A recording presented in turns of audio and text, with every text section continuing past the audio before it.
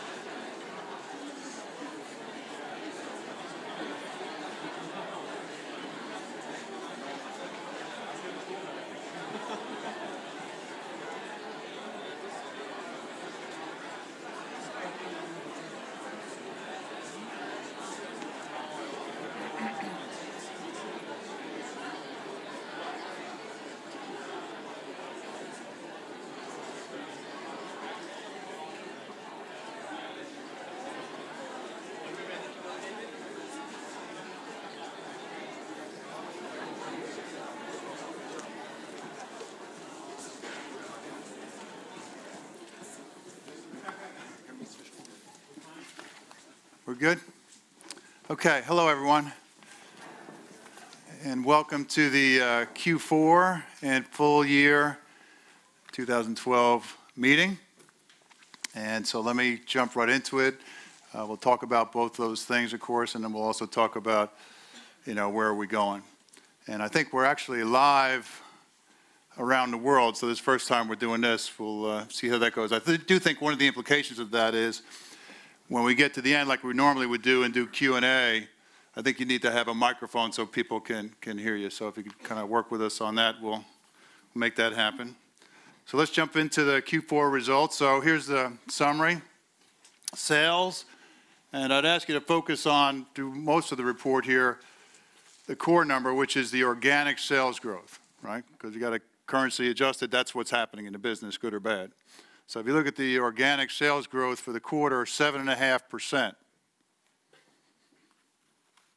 Does anybody remember last time this company grew 7.5% organically?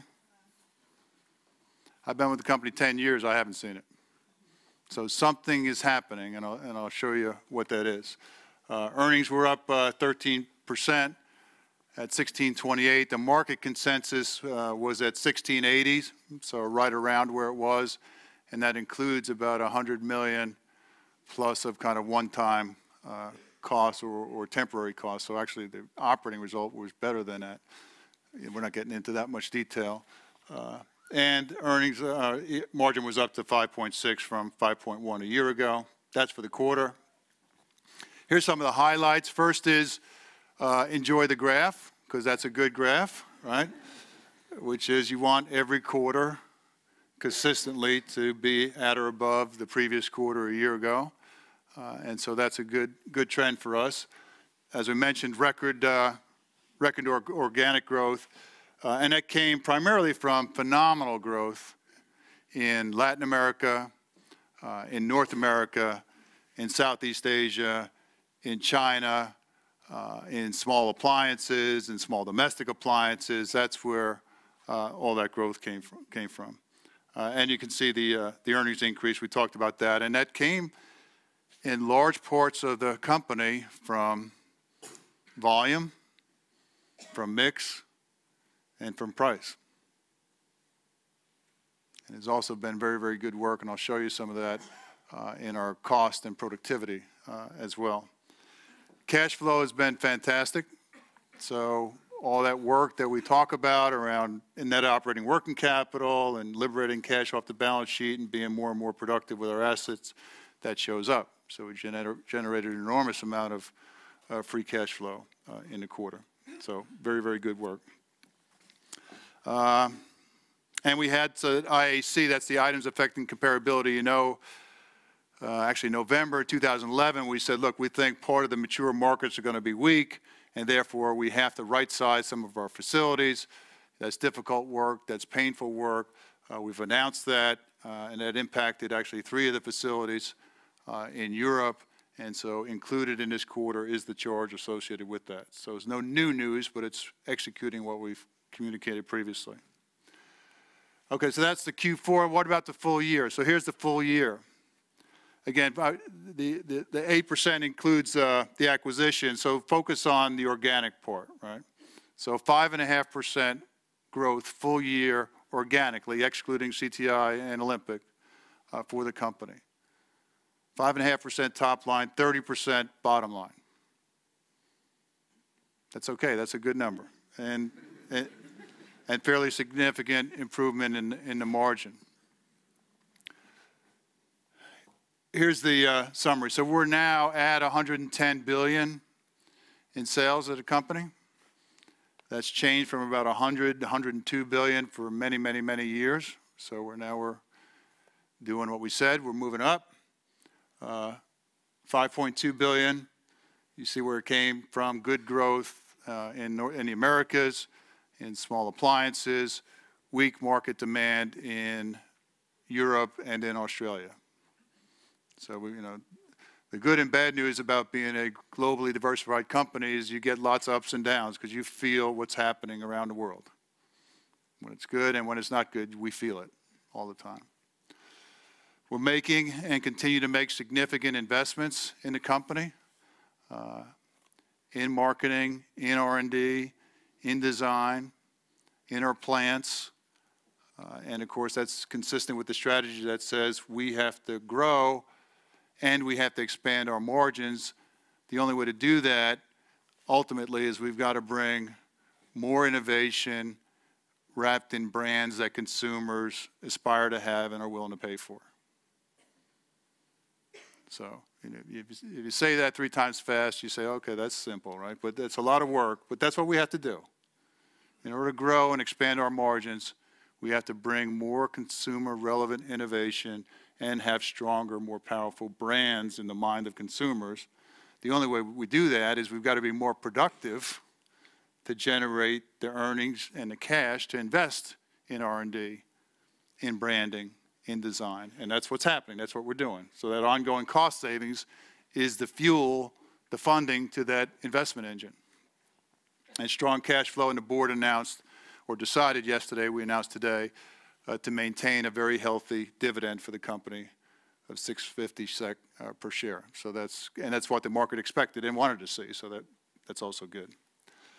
Okay, it's not just about the financials, right? So there's lots of other work going on, and I'm happy to report to you and very proud of all of you and everyone around the world where we have now again in 2012 set records.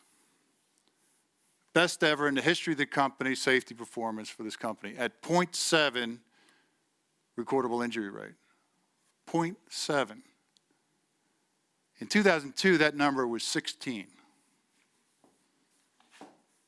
It's unbelievable how positive. It is safer in many of this company, it's safer to be at work than anywhere else. And that includes, that's true. It's safer to come to work for Electrolux than to be at home. That's fantastic. I mean, that's unbelievable. So congratulations, particularly to the folks in the operations side, manufacturing side, purchasing, R&D, all the people at our facilities.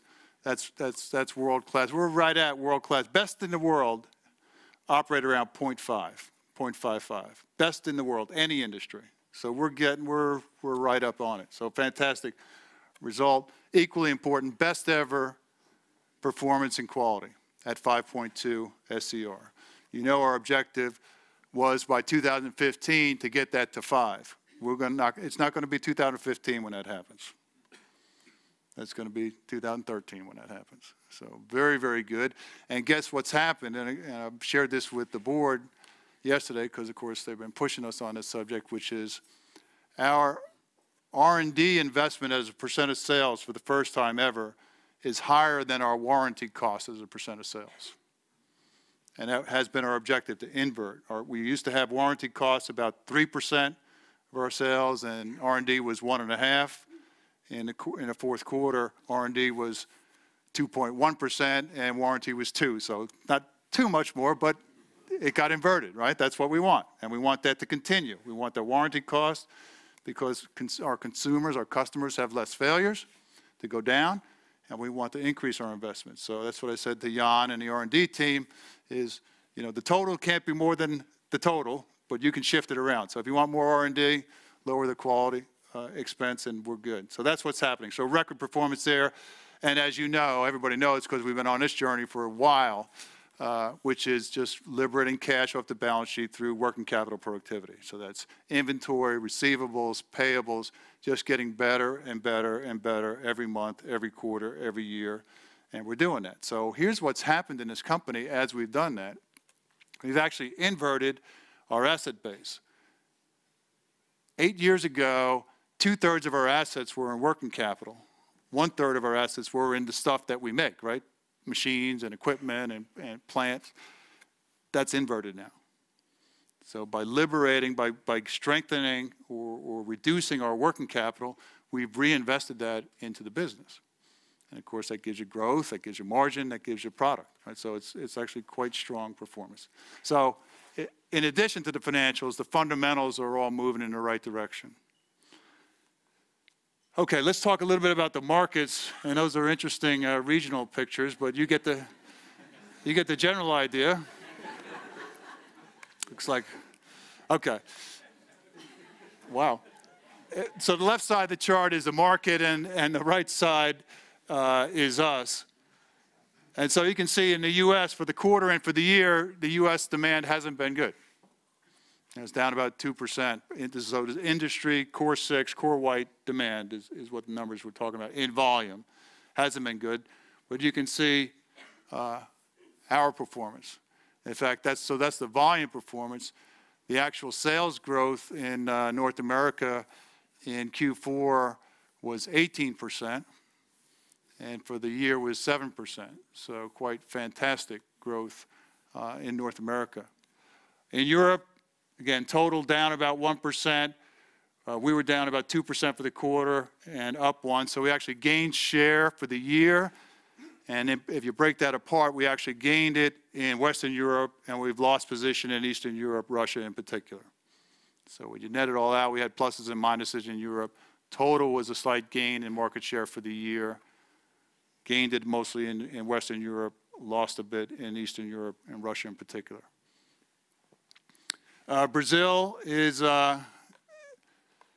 rocking and rolling, so the market's still strong, and we are outperforming the market. So actually the sales numbers in Brazil were up over 20%. So very, very good, strong, and it's Brazil and actually all of Latin America. So it's not, now with the acquisitions of Chile, we are well represented and are a very, very strong player in all of Latin America, and that's having significant impact on us. China, you can see our growth. The caveat there, of course, is we're starting from a small base, right? So it's the right direction for sure, but we need to make it bigger, and as you know, we have a big launch plan this year. Same with Southeast Asia, continued double-digit top and bottom line growth. Australia still continues to be challenging, so you have kind of this bifurcated market where you have this booming mining industry economy, and you have very, very nervous consumer who just, and actually there's almost full employment in Australia, and it's really just consumer confidence, which Australians, like many countries, have been through the cycles, and they're not so sure what this cycle is, and so they're saving. They're not spending. So it's been a relatively weak consumer market there. And of course, we are the big player in Australia at 30+% market share, so everybody's shooting at us. Right? So our team in Australia's got, and they've got double-digit margins. Right? So they got a tough game of saying, how do I maintain this when Samsung and everybody else is trying to come at me in a weak environment. So it's a challenging picture for our team there. Okay, just briefly on some of them. So Europe, we talked about a little bit. Tough market, huge launches, tough restructuring, moving headquarters, all kinds of stuff going on to fight back against a challenging marketplace.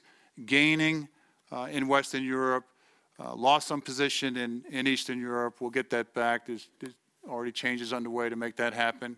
I've got to continue to do some tough cost out work to make sure that we're positioned to participate profitably in a weak demand environment. But I think Jonas and the team are all over, moving us in the right direction.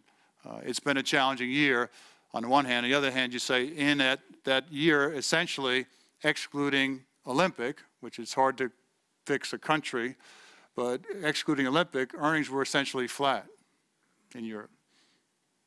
That's pretty good in this type of environment. Now, we want them to go up, but that's what's happened in Europe. Asia Pacific, again, what you saw, so booming in Southeast Asia, top line, bottom line. Good, strong growth in China, profitable in China. So in the black in China. It's been a while since we've said that.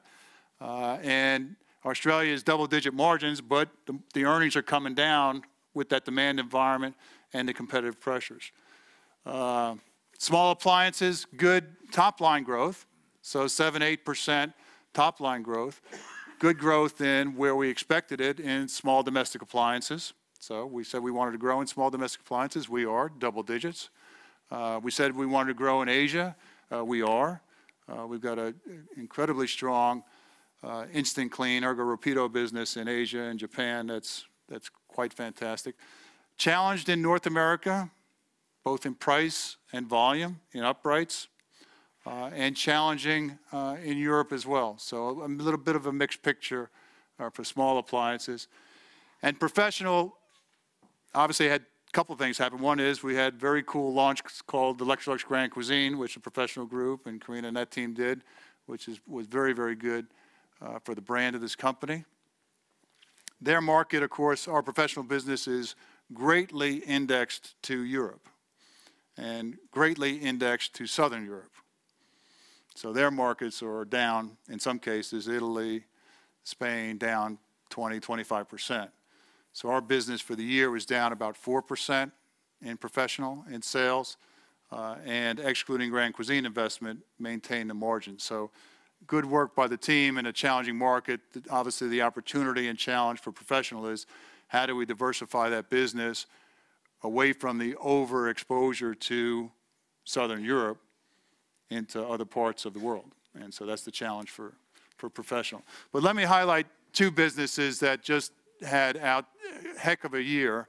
And the one, of course, is North America. So look at that graph. We like that.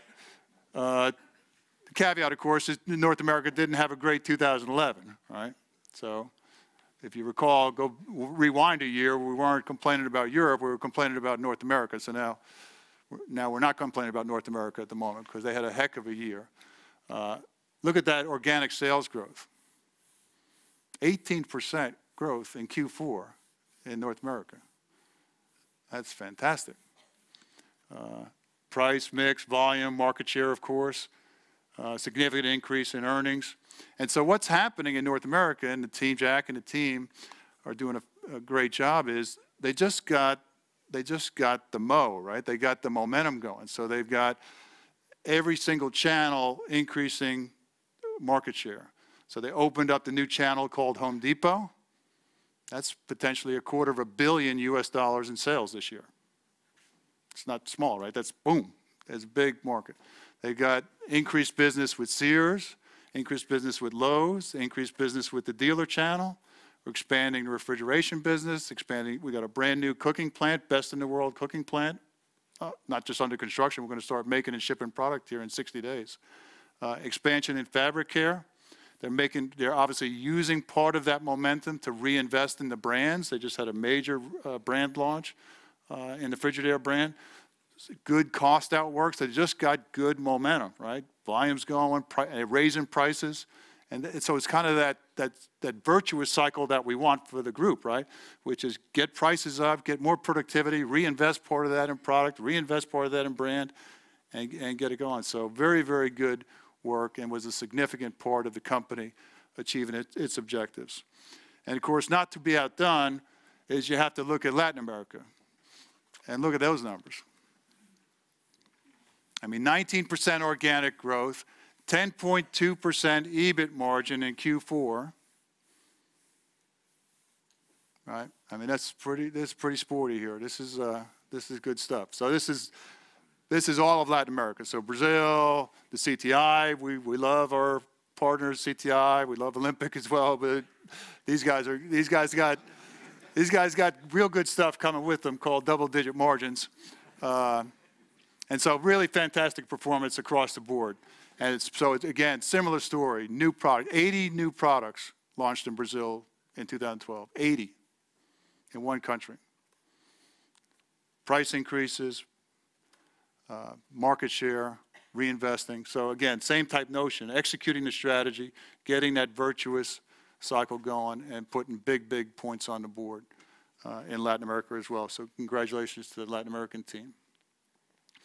Okay, this is more of what we'll show the analysts later on, because they want to know, okay, that's yesterday, what about 2013, right? So what we're going to tell them is that we expect the market volumes in total to be slightly positive.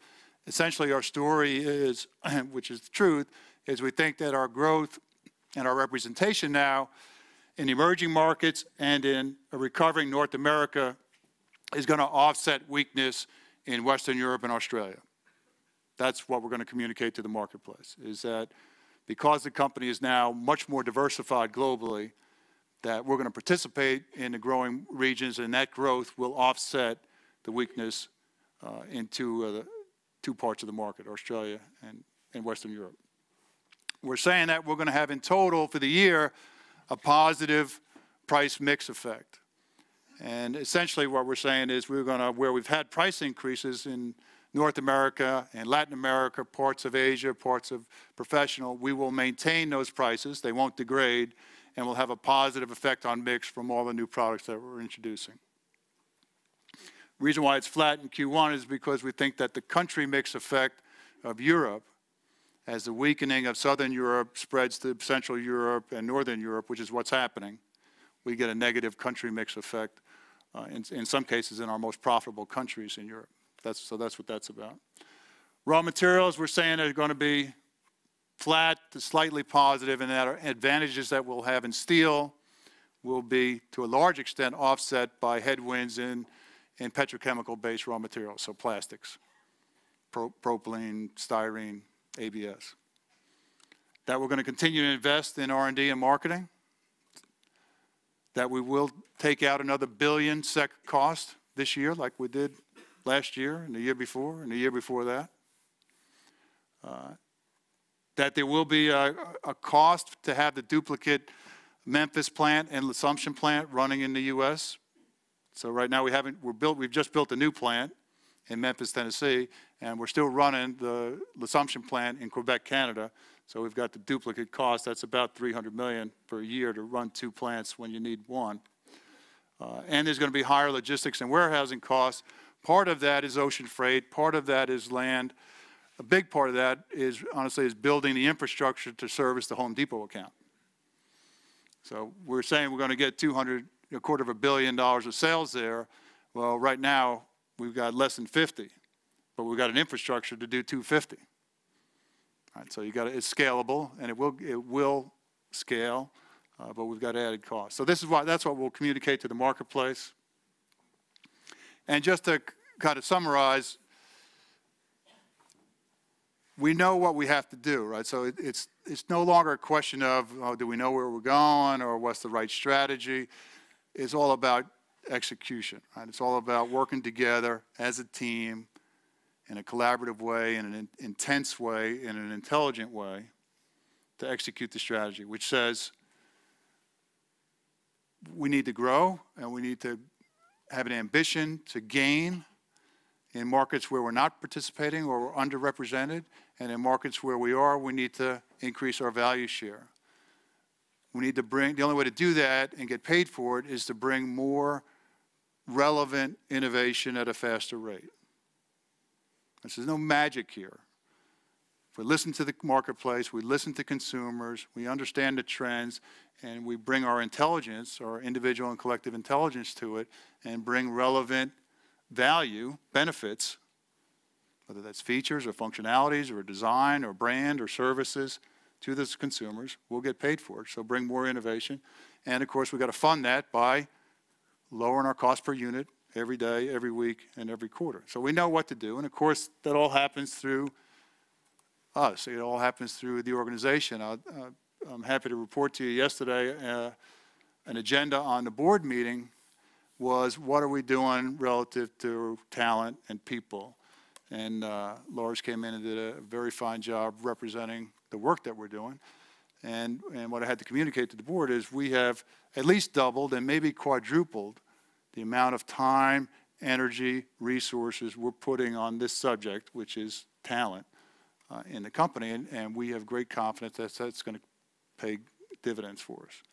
And so we're building that, right? It doesn't mean it's over, it's the beginning of it, but it's happening and we're investing heavily in that subject. You know, we've got rock solid core values. I'll tell you, I just got off the phone with a journalist who asked me if we really are locking up pregnant women in facilities in Thailand. And I think I got Martin a little bit excited because I said, you know, that question is reprehensible to me. That you as a professional journalist who knows Electrolux quite well would even consider that that's a possibility given the values of this company and who we are. So that was the end of that conversation, and then we moved on to something else. But yeah, absolutely.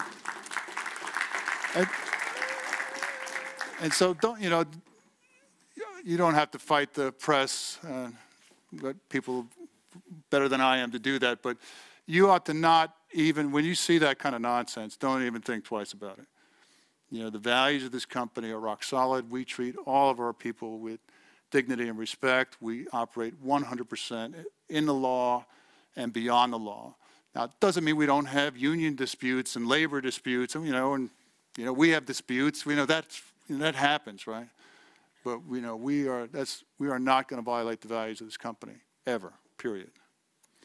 And of course, we got aspirations to be, in addition to delivering value to our customers and our shareholders, to make a difference in this world, with a purpose of making a difference in people's lives every day. Okay, so that's what I wanted to share with you on Q4 and full year. Very, very good work. I, the board, the group management are very pleased and happy and proud of all the work all of you and all the teammates are doing. The other question I get from journalists is, how's competition? I said, do you know we're in the appliance business? So it hasn't gotten any easier, and honestly, it hasn't gotten any tougher, right? We're in the appliance business, so nobody's going to give us anything. You got to earn it. We have to earn it every day, and that's what we'll continue to do. Okay, let me stop there and open it up for any questions. If we have time for questions, I might have taken too much time. I don't know. Yes, we have time for questions. Okay.